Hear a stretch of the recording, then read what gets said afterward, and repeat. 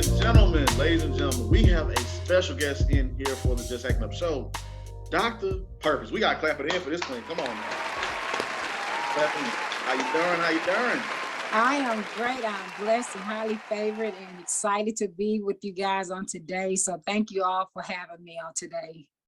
Hey, thank you. Thank you. So let's go ahead and get into it real quick. So of course, you do have your play coming up June 25th, 26th, and we'll get into that. But let's get to know first, who is Dr. Purpose? Okay. You know what? I've been doing interviews for so long, and a lot of times I leave off a lot because it seems like God is consistently adding on to what I'm doing. So I'm gonna try to get this right. Okay. So you're good. Take your time. My name is Dr. Purpose. I have a doctorate in psychology, so that is why the doctor is in front of Purpose. Purpose came when I became a minister. I'm a gospel singer, retired gospel singer. So Purpose came because the Bible talks about before I knew you, I knew you before you was in your mother's womb. And so I use that as it being a past tense because he knew me, he foreknew me. So instead of me just saying Purpose, I just say Dr. Purpose. And I'm also as you said, I am writing a play. I am an author of 15 books. I'm a spiritual life coach. I am a mother. I am a grandmother of one. I'm also a wife for almost 16 years. Thank you. I have 3 beautiful children. All of their birthdays are in May. And so I have 3 Geminis. 3 Geminis. Each one of them they're walking in their purpose. I am one of those type of parents that I would say, and what I do for others is I help people push them past their pain to their purpose.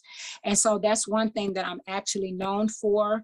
And another one is I am a survivor of domestic violence of 23 years this October. I've been in ministry for 23 years. And also I'm an advocate for domestic violence. I'm an educator. I put on a big event every October that's called the Butterfly and Balloon Release. And that is to honor those that have passed away from domestic violence and sex trafficking, as well as survivors that have overcome, I call them overcomer, instead of just survivors of domestic violence and sex trafficking. Wow. First, I'm sorry, but my bad, y'all. Before we continue this interview, you said all 3 kids were born in May. Yes, May 28th of 1990. That's my first son. And then I have a daughter, the one, y'all will be hearing about her. Her name is Brianni. Shout out to Brianni. She just made 26. And then her birthday is May 31st. And then I have a 23-year-old. Her name is Courtney. She's Chef Courtney. She's a chef, and her birthday is June 1st. So yes, I have 3 Geminis. What? Okay. So it made me excited. Well, first, like you said, shout out to your babies. They say your babies, even though they grown up. My birthday is in May, so that's why I was like, okay, yes. Yeah. I'm not a Gemini. I'm a Taurus though, so I'm sorry. Yeah, my dad is too. My dad is too. When is your birthday? May 4th.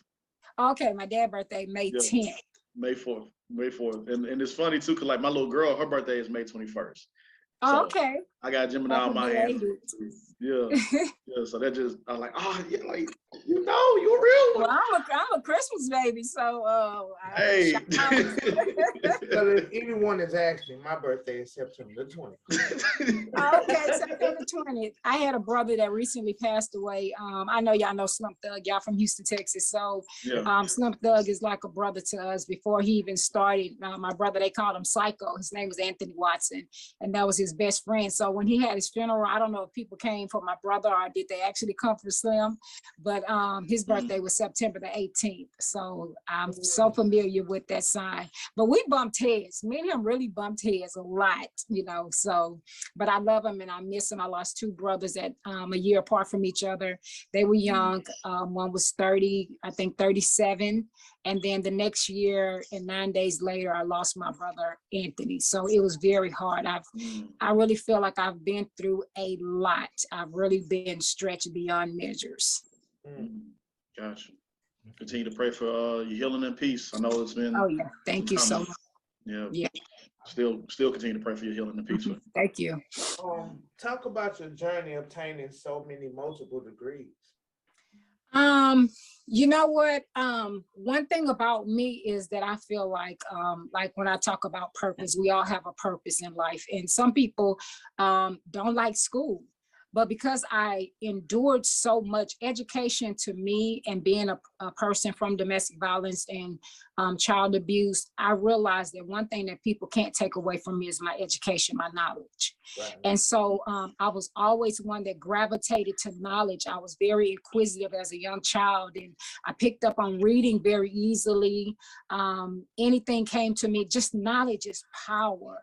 And so with one degree, and when I was in high school, I went to a predominantly white school, Scarborough High School, shout out for Scarborough. And I didn't understand God's purpose because I wanted to go to Booker T, you know, with my cousins. And I ended up at Scarborough. And what they taught me was how to be educated, how to be fulfilling life, where we were just looking at going off to college. I went to Grambling University. So I went into high school with the knowledge of, I'm going to Grambling, right? And so the students were asking me, how you know you're going to Grambling? And I was like, because it's a family tradition. Now that I'm older and I look back, I realized that they were saying that because what some of us Black people didn't know, if we wasn't athletes or whatever, or you know, I was an honor student, but I wasn't concerned about getting scholarships. So that's why they were looking like, okay, how you know where you're going? Because they were looking on based on their scholarships. And so one degree and led to another degree. And I just love education. I have so many certificates. I don't even acknowledge the certificates because I try to keep myself educated if I'm not getting it in a degree. But I'm also going to tell you spiritually what God told me. Sometimes with man, because he said that I've already ordained you, I already certified you. And so what he told me was that the degrees that you have will get you in places that just based on your looks or who you were, or just because of the color of your skin, your degrees can get you in places that, in doors that other things couldn't have gotten you in. So I had to understand that and digest that. Having that doctorate degree, when I talk to people and they're like, oh, are you a medical doctor? No, I have a PhD in psychology and an honorary doctorate degree. And so when I say that, do you know how many doors that opens up just to have that degree and have that knowledge? So I understand. Now, it doesn't mean that I remember everything, but just to have, just to know that I did endure, I did go to school, and I did know what God was trying to do with me, because, your purpose is always bigger than you. And so I didn't understand that, but now I know what, the education, I needed the education, because that means that I can sit in a room with people that are have multiple degrees and still like I can hold a conversation with them and don't feel like I'm the oddball in the group. You're the voice for domestic violence. I'm the voice for domestic violence. And also helping so many families. I think the number was over 500,000 families. Yeah. And I mean, we need a bigger word for astounding, because like what you're doing it's a blessing to others. And just, how did you take what happened to you and what led you to that path of getting involved and helping others going through similar experiences? One of my quotes that I use is, your pain becomes your purpose. And a lot of times we're walking in life and we're doing the things that we want to do. And so one of the things as a coach and as one that worked in a career center with students, I would get with the students and they were getting ready to graduate. So I would congratulate them on that. And I noticed I had a gift. And so what it was that I could talk to someone and realize what their potentials were. And so with that being said, I got to the place where, as I was following my pathway through Christ. I went through a domestic violence divorce. And at that path, I was going back to school. I was like halfway in, halfway out. And as I was going, God started downloading things like, you're gonna, when you finish, you're going to work for CPS. And I'm like, oh, okay, for real? And so when I would tell that to people, they was like, oh, you're gonna get in at CPS? And everything I started noticing started happening just like God said it was. So he said that he would direct your path, right?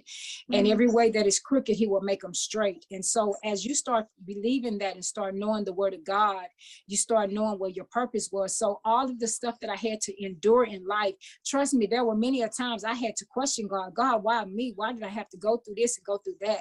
And so your pain normally becomes your purpose, and it becomes your passion, because you don't want to see other people endure what you had to endure.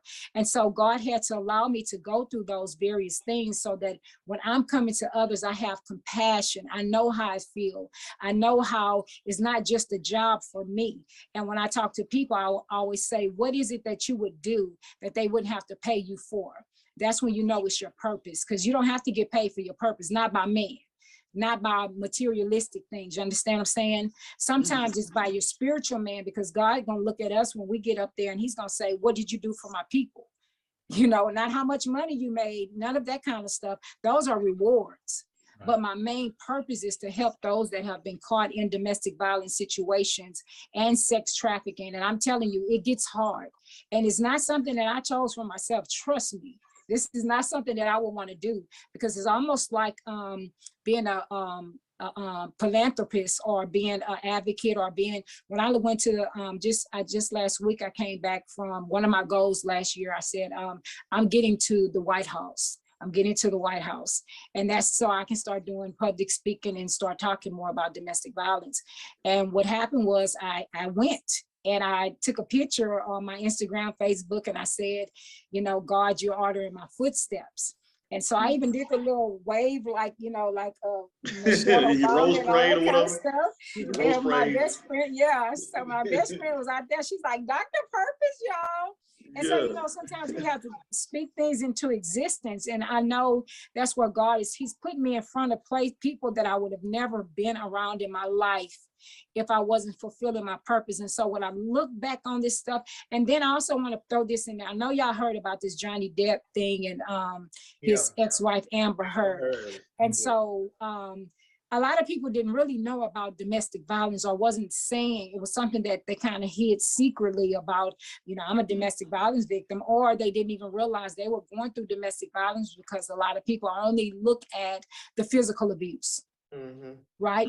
And so God told me, he said, the very thing that you had to endure in life, I'm going to bring light to that thing and put you on a platform where everybody going to start knowing it. So when that Johnny Depp thing came out, and just to know I got connections with Johnny Depp, that was like, okay, God, I understand I'm on the right pathway.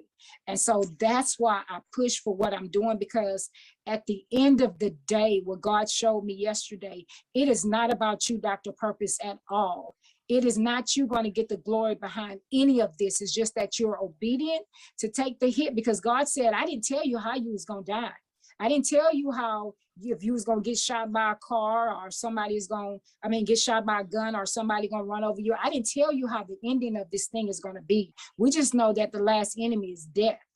I just need you to continue to fulfill your purpose, and so you can get to your destiny. So I'm just doing what God called me here to do. Amen to that. Yeah. Well, I did not know that we were gonna have church this morning on a Saturday.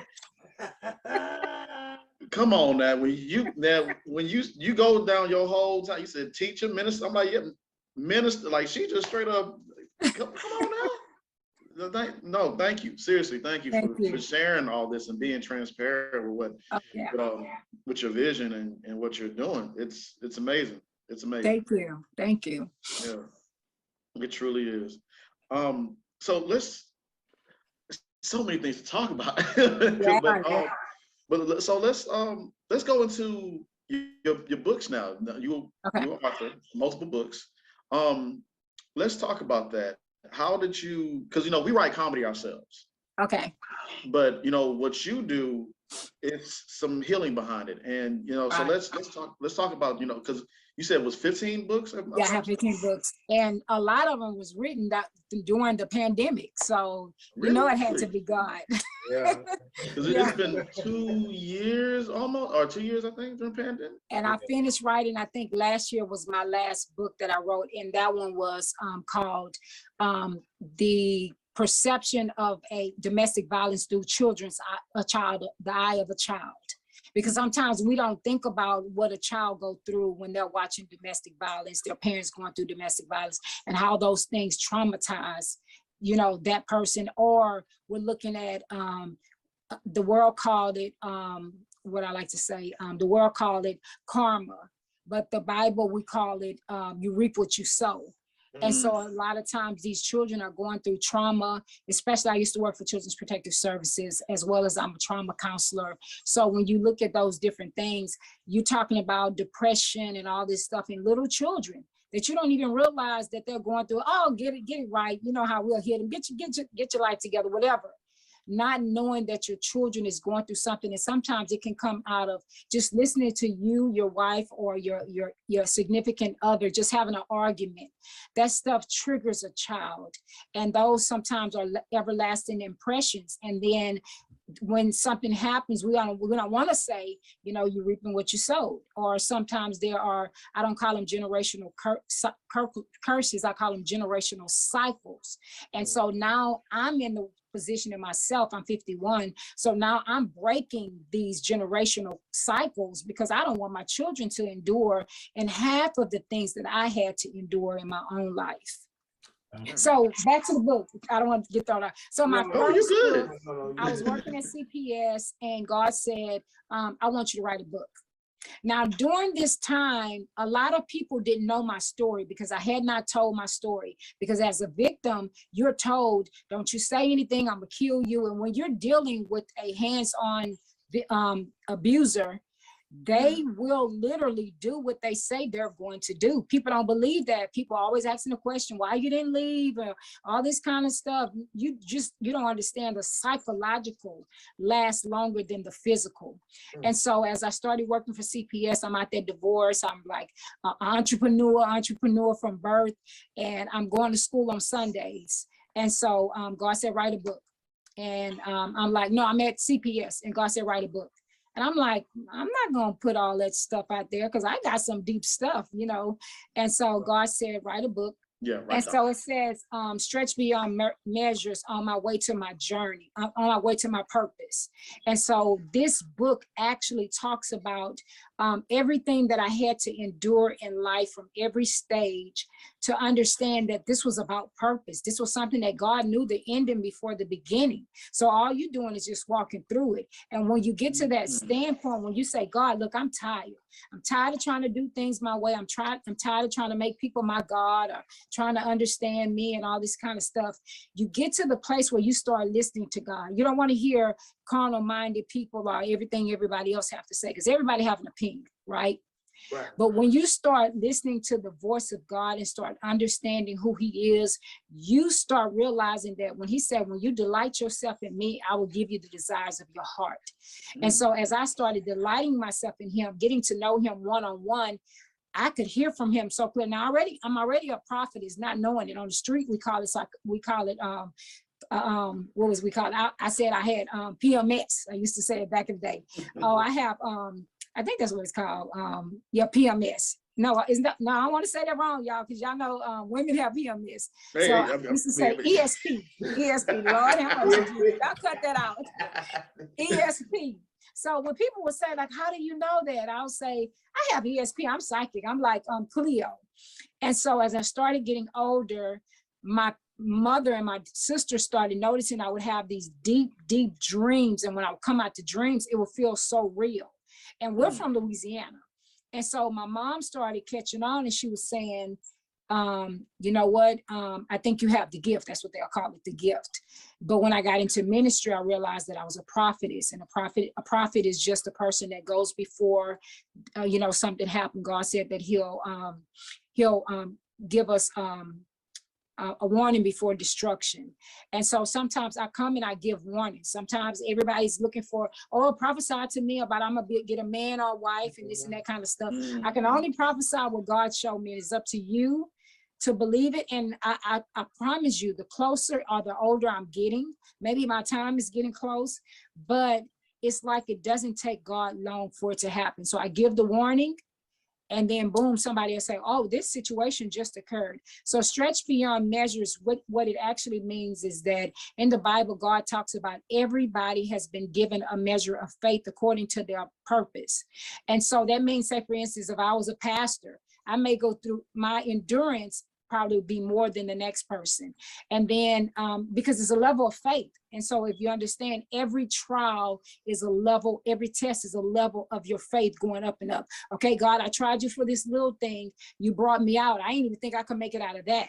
But now you brought me through something that, oh Lord, I can't pass through this one right here. And he's steady trying to reassure you, like, I've already won the fight. Well, you know, in your carnal mind, you're not thinking like that. God, I can't see you. It don't feel like I'm gonna get through this thing. But so he stretched me to get to where I am now. So it's not that I can't endure anything by myself, but I can do all things through Christ that strengthens me. And so that's what stretched beyond measures. And I'm talking about stretched. I'm still being stretched. It doesn't end until when he decides to call me home. And that when you're being stretched, that's just turned to a testimony, you know. That's a testimony. Testimony. And you're doing good by spreading what he has done for you and what he's brought you through, because that may help somebody else that's going through that same thing. You know. And that's the whole reason why God allows us to. A lot of people suppress, or they don't want to talk about what they don't even want to share, because, you know, especially in the Black community, we look at, I went through molestation, I went through child abuse, I went through domestic violence. And a lot of people, and when we look at where molestation comes from, molestation is kind of like when they say it's not rape. We wouldn't look at it as rape. It could be rape, but it's not rape because it's always somebody you know. It's not a stranger who raped you, because that's what we'll say, okay, we got raped. But when it's somebody that's close, near, family members, those things that we hide in the dark, most of the times it's somebody we know. But a lot of times what happened with me is God made me just that transparent person, where when I was younger, everybody said, oh girl, you just tell everything. Like you just tell it all. See, you could see the innocence in me as a young child. I didn't know right from wrong. I was just, you know what, this person did da da da da da da. I did da da da da. And I caught whippings because of that. And so what it did was it silenced me. It silenced me from talking about a lot of stuff. And my mom ended up getting sick. I seen the prophetic dream when I was 6 years old. She didn't die until I was 37. Actually, I was born on Christmas at 12/13, and my mom died on December the 13th of 2007. So I correlates numbers. And so when my mom died, she died exactly how I seen it when I was 6 years old. So sometimes God may show you something and the manifestation doesn't come right away. So that one took 37 years, and I was right there on her bedside when she passed away. Well, God had to muffle her mouth because my mom was very verbally abusive more than the physical. I went through both of them. But you know, when you get a certain age with your kids, they start saying, I'm grown, you can't tell me what to do. Yeah. So it got to the point where, you know, those intimate moments became serious. I mean, where she placed guns to my head. Right now, I am terrified of guns. If I hear a gun go off, I was in Washington, and in Washington is so busy, right? And so every time I heard something, I was just so jumpy. But I started realizing it was just because of, you know, anxieties or things that I had not overcame. And so just dealing with what I went through, I definitely want people to understand that a lot of people don't want me to tell my story. But when God tells you to do something, he has something behind what the devil is trying to hide you from doing. And I know this book is going to open up a lot of conversations, which it has, because I'm very verbal on my social medias. And I've had family members that have came to me secretly because they could not talk to other people. I just had a niece who passed away year before last from sex trafficking, who only knew me as the minister. And prior to that, God kept telling me, do you want to die for this? The week she finally talked to me, but I didn't know she was going through sex trafficking. She just asked for me and my team to pray for her. By the nighttime, my coworker, because it was a conflict of interest, my director called her, let her pray with her. By the end of that night, the next morning, we found out she was dead. Somebody came in there and killed her. This is how deep this stuff is. It's nothing to play with. And if God did not literally push me into this purpose, I promise you, I would not be doing this. This is not what I wrote down in my to-do list or in my goals, that I wanted to be the voice of domestic violence or sex trafficking. Right. What did you want to do? I'm curious now.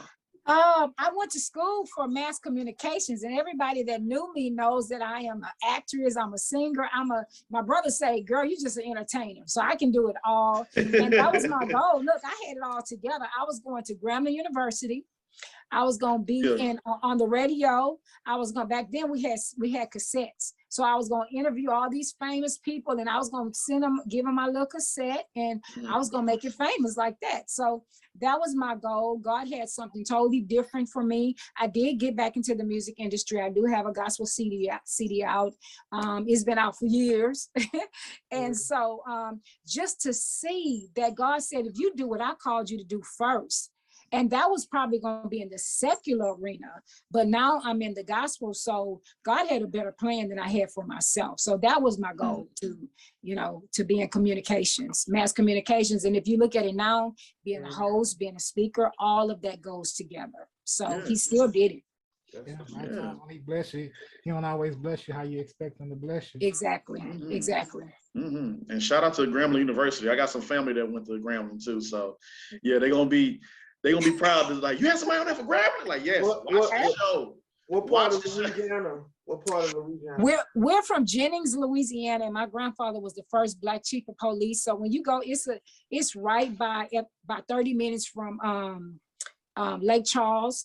And so if you know Monroe, Roanoke, a lot of people know Grambling. If you look at the big sign, it says Buddha and King. So when everybody see that sign, it's like, oh, I'm going to get some boudin. They used to have the best boudin. And so it's just a little small town in Louisiana, very, very country. The accent is very strong. And I tried to fit in when I went to Grambling with my little southern my little voice, like, right?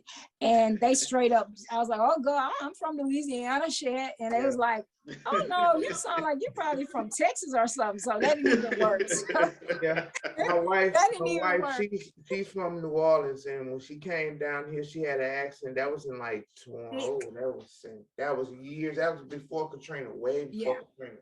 But she lost it. But I got people, best friends and stuff. They from Opelousas. Yeah, and they still got it. And then one of my best friends I grew up with, he's from Mamou. Okay. So. See, everybody here just tied to Louisiana some kind of way. we have to.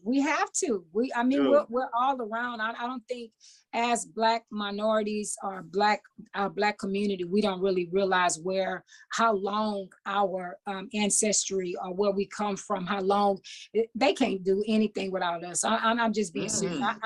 I'm a mixture, like they call New Orleans the Creole pot, the big pot, whatever the pot that they call. We all mixed together. That's what Creole stands for. And so I got some of everything in my blood. So, I don't segregate against each other. I'm not biased against each other, but, I finally learned how to embrace my dark skin, my physique and all of that kind of stuff, which I was told to hate myself, my natural hair, everything that people didn't like about me. It was one year God said, now the last shall be first and the first shall be last. And so then the big lips came out, the physique and all the kind of stuff that I hated about myself. Now it's like, I fit in the crowd and I don't even look like I'm 54 years old. So God, I thank you for that. Thank you. Oh my gosh. One more question before we get into the play, of course. Okay. So let's talk a little bit about your butterfly balloon release. Yes. Talk about that event. Very, and this was only God's will. I had stepped out of the will of God at one time because my ex relationship, I thought God was gonna bring it together. He kept showing me everything, right? He kept showing me I was gonna be married to a pastor. So when I would meet guys, probably like yourself, and we'll get to conversating and stuff, and I would always say, he has to be a man of God, he has to be a pastor. And they'd be like, why he have to be a pastor? I didn't even know why he had to be a pastor. Like, I didn't even know why he had to be a pastor. Yeah. But you know, you have to be around like-minded individuals, and I didn't know how anointed I was, right? And so with what was we saying? Because I'll get thrown off. You're good. The your butterfly balloon release. You're good. Okay, so I was with another guy. I was engaged to this other guy, and I realized about myself that I was trying to force men to do the things that I like to do. I don't drink, I don't smoke, I don't curse. I didn't do any of those things, even before ministry, right? I was just so odd. And I realized that I was like, can you come to church with me? Can you do this and that? And so I ended up, one day God really got on me, and I was like, I need to go to church. So I went to church, and as soon as I walked in, I have one of those spirits, like, you know, if y'all ever been to one of those sanctified churches or them churches, and they just like, you right there, come to the front, you know. That's how I was. I would always try to hide. And they called me out and they said, look, God is saying you got to get this thing right now, you know, and he got so much work for you to do, and you have to redeem time. And redeeming the time is kind of like when you sat back and you didn't receive your calling, and God said, okay, we're going to have to do some catch up. So if y'all ever see yourself like, oh my God, I just went through one situation and I'm going through another one, that's because he's redeeming time. He's trying to catch you up to where you should have been. And so, with me going through all of that, I finally realized, you know what, let me just do it God's way. So I end up meeting this guy at the church, because the Bible says when a man finds a wife, he finds a good thing, he obtains favor. I kind of I brag on that. I was telling him. Amen. Amen. So brag on it, sister. Brag on it. He's from Wade, Ohio, and he's talking, and I'm not paying him no attention. I'm engaged to someone else, and we walking. So he's talking to me, and he says, "I lost a daughter 2 years from domestic violence." And I said, "Wait a minute, what's your name?" Like, I needed to hear his whole story because I had blocked everything out. So when he told me he lost a daughter to domestic violence 2 years prior to us meeting, which is in 2004, we got married in 2006. That caught my eyes. That caught my attention. Soon as we walked in the church, the pastor started prophesying, right? That I was gonna get married. Now, this lady didn't even really know me, right? So I'm thinking, I'm wearing this big ring. I'm thinking she's talking about the guy that I'm with now. I mean, the guy that I was with then. She's talking about God was going to do a new thing and a quick thing. So my husband and I, he pursued me, y'all. When I'm talking about pursue, I was like, can you hook up with my sister or this and that, you know? But God, that Holy Spirit dropped in me, and something just dropped. And I said, oh God, like, I don't even know this guy. So I married him. And I really believed he had a ring he used to wear on his necklace, and it was from his daughter. And I believe that when he put that ring on my finger, that her spirit transferred inside of me. So she's from North Carolina. Her name is Justacting Carn. And so I ended up becoming an advocate, and it got more powerful. I tried to run away from it, and people would come and prophesy to me, say, no, this is what God wants you to do. I had my own radio show, and God took me off that radio show. And so I went into this full time, and I did not know the doors that God would open. So what ended up happening was her killer only served 12 years in jail from North Carolina based on their law. So he got out, and then while I had the radio show, some lady was putting in my chats, because I love to read my chats, right? And she kept saying, you know, can you please contact me? So I always try to look everybody up to see, you know, if they're going to be a guest, right? And so when I looked her up, I'm like, this lady lives way in North Carolina, so we're gonna have to put her on the phone. So when I called her, she broke down crying, and she said, I asked God, if you're real, this lady is gonna call me. And so as I called her, she began to tell me the story. She said, are you the stepmother of Justacting Carn? And I said, yes, I am. She said, for 3 months, the guy who killed her, Charles Combs, had kept me hostage for 3 months. And he told me that he killed Marshita. He didn't regret it, and he sold his soul to the devil. Listen how crazy this is. And so here I am I started to do this butterfly balloon release because I have a nonprofit organization called Divine Destiny Ministry and Crisis Center, where we help domestic violence women and children. So I didn't want to do that, but somebody kept saying, you need to get it back open. So I gave my husband as a surprise, October the 17th of 2020. I gave him the proclamation from Texas, from Houston, for her proclamation called Marshita's House. The very next year, October the 23rd, we did our second butterfly balloon release. October the 10th, Charles Combs killed another young lady from North Carolina named Portia Baldwin. It was all on social media. And now he's in jail. So I believe that God used me in order to bring him back to jail. So now we're hoping he gets life in jail. It ended up hitting Chelsea Edwards. I got in the news. It was like a big event. And so now they call me as the expert to find out any information that's dealing with domestic violence. So I'm just telling y'all, just being obedient. God have bigger plans than we could ever, our mind can't even fathom the things and the places and the people that God wants to bless, or people that are in dangerous situations, that you may be the voice to get them out of a situation. Now, you don't want to go through it. I never tell anybody it was easy, but it was worth it. Because if I can just be here to save one person. And so what I had to realize was, this is not about me. This is not about Dr. Purpose. This is not about Ladera. This is not about Dee Dee, Deidre, whoever they call me. It's about the God that's in me, and he wants to use me as a vessel, and I'm just the voice to help somebody else. If it's just one person that I can help, then I've done my job. And all I want to hear him say is, well done, my good and faithful servant. God. Yeah. God really using you. Like I'm like, man, this. Thank you. So this event, we're having it this year, October the 23rd. And so what I did this year, I actually did a commercial on my Facebook, and the commercial is inviting everybody from Houston. I just got off the phone with Jolanda Jones. We're, if y'all know Jolanda Jones, she just won district, I think 147 or 149. And she's gonna be, we're doing a documentary for the domestic violence. And so she's going to be heading up, because a lot of people don't know her story. And so there's so many people right here in Houston that don't know that their story about domestic violence, major people. And so what I did was I collaborated, especially with the people from North Carolina, where the Portia and Marshita was killed.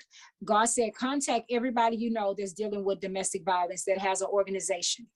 Ask them, businesses, anybody, would they participate, whether it's virtual or in person at our event, and come out and put balloons and butterflies to represent those that have passed away and those that have survived. And so this event has become bigger than myself. And so all I'm doing is, like, I'm not telling you that I'm not nervous when I do it, but it's like, once you get me on stage or in my purpose, it's like, whoo, like God just kind of takes over. And then afterwards, it's like, oh, I'm so glad I did that, because I never would have known that because of LaPortia, and I hate to say that somebody had to die in order for people to recognize that domestic violence is real, and for Charles to be put away. And so just to know that I had a part to do with that, and I never met Marshita ever in my life. I've never met her. For God to be able to use me, that tells me I am walking in my purpose, and I'm doing my purpose, and I'm here for a purpose. Amen. Now we have another person that's not here that's part of our show, Shay, and she has a fashion show coming up called Hidden in Plain Sight, and it's an event that brings awareness to human trafficking. And you know, you all, and through your experiences and what you deal with domestic violence and both and sex trafficking. So messages are definitely important to be spread, and so we just want to kind of, can you elaborate more on the play Stretch Beyond Measures? Yes, sure. Okay, so the play is called Stretch Beyond Measures. Okay, and it's a 1989 production. This guy, his name is Harold Trotter. He also graduated from Grambling University. His play is, his production company is 1989. Dreams Production. I don't know if y'all heard of him, but if y'all from Houston, y'all should have heard about Harold Trotter by now. It's coincidental. I graduated high school in '89. We both went to Grambling at different times. God put us together. We have a wonderful cast. The play will be June the 25th and the 26th. We have different showing times. It will be at Midtown Arts Center in our downtown Houston. We have vendors. We have vendors opportunities. We're just trying to get this place filled, whether I'm giving out free tickets or whatever. I want people to understand that there's nothing too hard for God. And because of what I endured, and he said he's no respect of person, and to see how he's allowed me to make it this far. And I was that person that was told you'll never be anybody, nobody would ever want you, you know, you're nothing, I wish you were dead. I was all of those type of people. And to see how far God have brought me, I want people to understand that God can set you free, God can deliver you, whatever you put your mind to, if you just keep on focusing on it and don't let people tear down your dreams, and just understand that this play, like I said, it's more about God than it is about me. It's just telling you my story, but it's giving God the testimony and the glory. It's my testimony, but it's his glory. And so we have some wonderful actors that they're paid actors. So these people are serious about it. And what I heard was when we did an interview, and that was my first time hearing some of them talk about, because I don't go to their rehearsals. And I heard some of them asking me questions and talking about it. And I'm like, see, y'all talking as though y'all the characters, but this is my reality. And so sometimes I hear it even myself, just when I see it, I know that I'm going to break down, because I'm going to be like, God, you brought me through all of that. So when I used to think that I was weak, I realized that I'm a very strong Black woman. And so I'm so proud of what God have done with me. I'm so proud to even be acknowledged as not a playwright, but one who is now presenting a play as a Black woman, that not too many of us get this far. You know, a lot of us said, I need to write a book, or we're going to write a book, but to get to where I am is nobody but the grace of God. Amen. Amen and amen again. This, church, but that's how I talk. No, you're good. Hey, we need more of that. That's why I was like, man, this has been like a really hit, like, despite everything that wrong that has happened to you and others, this has been like a really healing interview. And it's, so thank you for sharing and being transparent with us and sharing all this. Okay, and the tickets can be purchased at 1989dreams.com/tickets. Y'all will have it on the flyer, so if y'all want to put it on there, and which is with Eventbrite. And so y'all, please, y'all come out and y'all see the play. Even y'all also, y'all come out and see the play. Invite everybody, your mama, your daddy, your sister, your brother. You know, a lot of it shows the torment between me and my mom. And that's a story all by itself. And I realized that also became me and one of my daughters. And so, like I said, I had to break that cycle. I had to sit back into, you know, the hardest thing for us to do is to listen to our children tell us things about ourselves, you know what I'm saying? And you thinking you're the best parent, and look, we try to make every excuse. You don't know what I've been through, But I realized the best tool to help somebody is to listen and take accountability of their pain, to acknowledge their pain, their hurt, because a lot of us is walking around, we're so traumatized because of our past, because we had to keep it hush hush. We couldn't say anything. And so we couldn't get healed properly. And so what we do is we go, like they say, hurt people, because we don't know how to deal with our pain. We don't know how, all we know how to do is suppress it, hide it, or take it to our grave.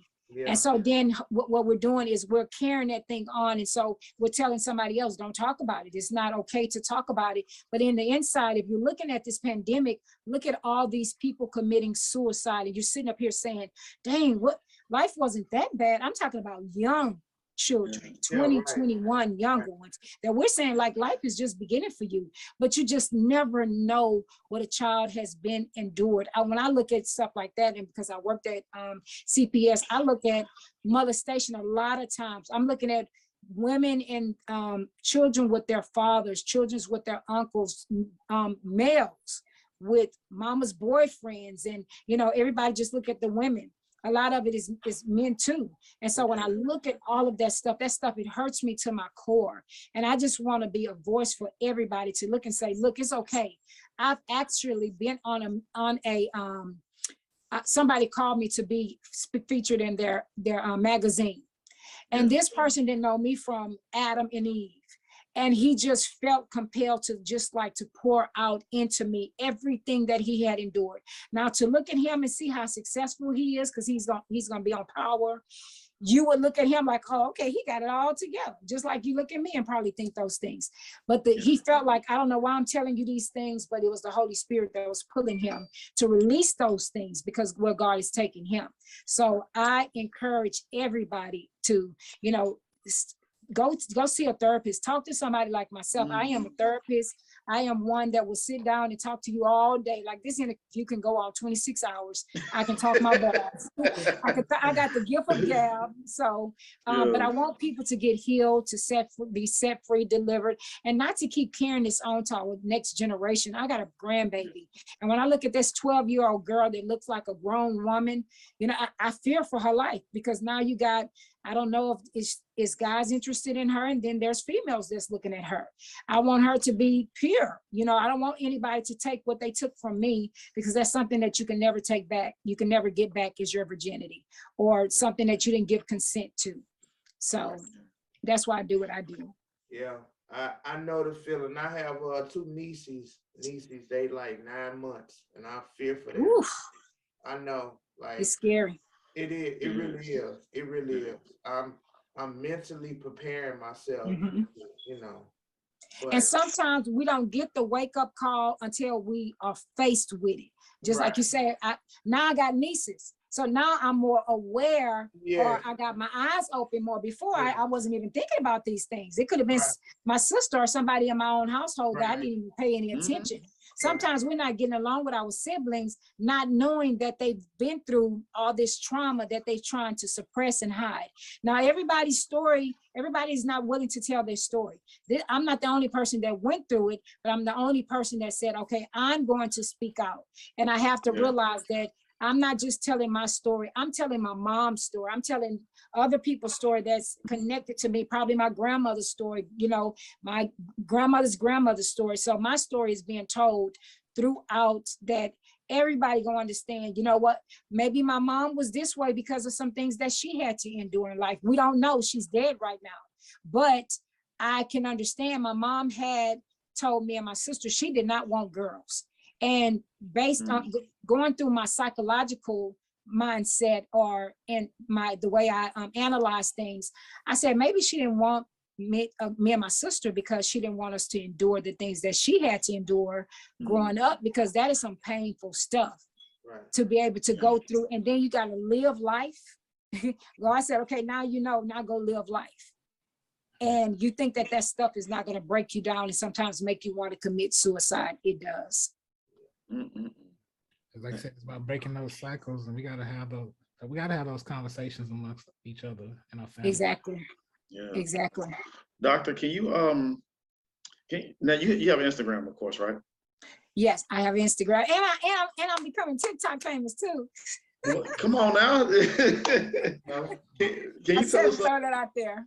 No, good. Hey, no, that's why we asked that question. Can you tell us your Instagram name and your TikTok as well, please? Okay, my Instagram is Dr. _purpose with a ED, and then my TikTok is LV Brown 42. My Facebook is Ladera Carn, and then I have another one that's called Dr. Purpose, one word, Carn. And then I have all of the annual butterfly balloon release. So if you look up under my name, you'll find every business name that is connected to it. Okay, we'll make sure to do that. Before you go, first and foremost, thank you again so much for sharing all that. You've been a joy. We don't much have to tell you to continue to do what you do. You already like you just go. Just give doctor, tell the doctor, she's like, okay, I got you. She got it. She got it. Just thank you that you were able to come to our platform, and just like I said, we want to get words out and messages out like this to people. and introduce them to people like you. So we definitely appreciate you coming on our platform. Thank you so much. And what we're trying to do now is when I went to Washington, I got to meet some wonderful people, and a lot of people know Dr. Purpose. If you say Dr. Purpose, the name is so, it stands out. But I realize that there's a lot of people that don't know Dr. Purpose. And so any platform that's available to me, every door that God opens, I step on them. I don't care if I'm not prepared or whatever. I just let God just use me, like kind of like y'all, we just kind of gifted with words.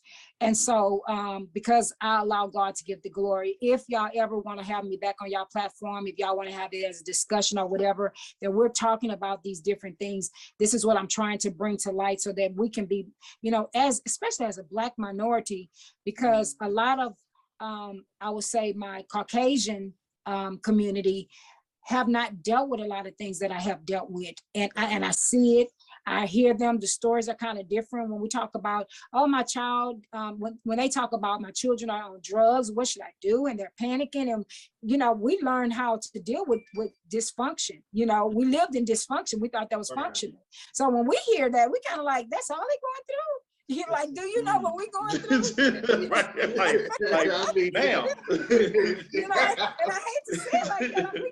I'm back there like, that's it. Like, I know people that's in jail and all this kind, I'm saying? Like, that's all.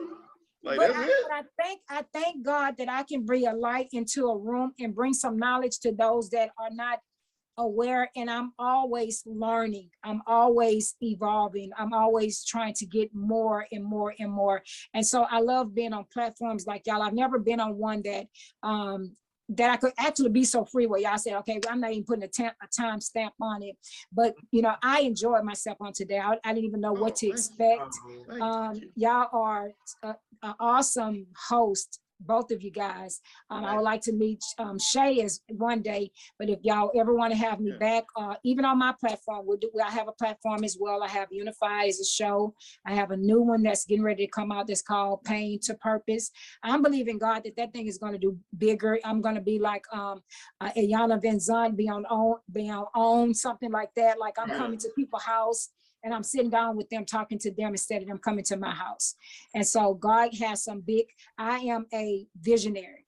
Yeah. So I'm one of those, I kind of put it out there and I just let people just run with it. So I hope this won't be the last time, and I hope we can get involved in these kind of conversations that's going to open up some eyes and some voices to people that has been quiet. Yeah, most definitely.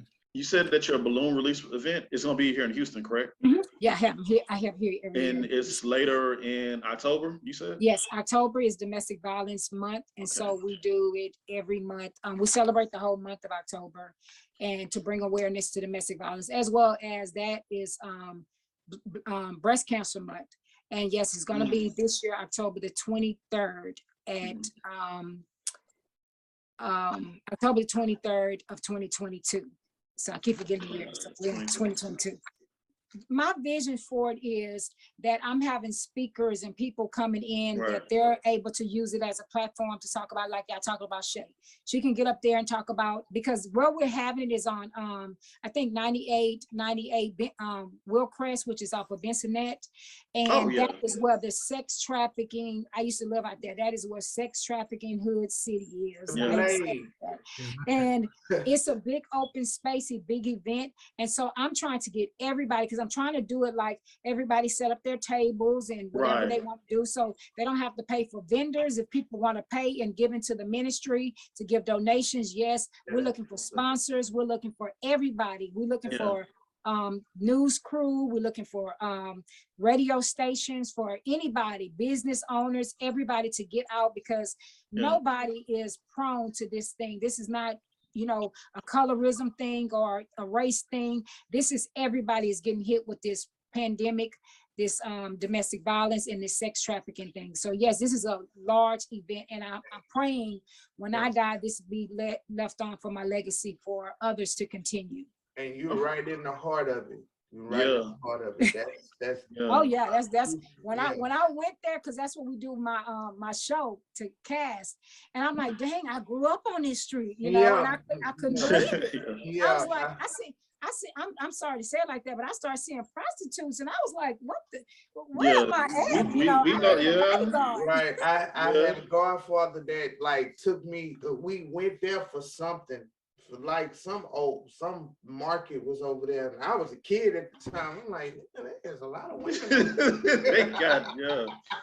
Yeah. And just to spread awareness, because I think what you're doing is something beautiful and people need to hear more about it and get more involved. So It's about, our generation that's growing up, and to acknowledge families.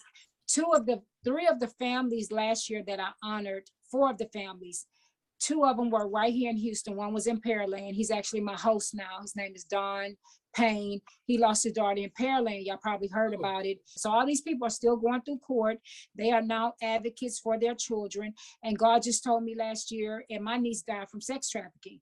And so we had to do this event, and my family didn't want to hear it. But when you get involved with these gangs and all this kind of stuff with this sex trafficking, these are the results sometimes.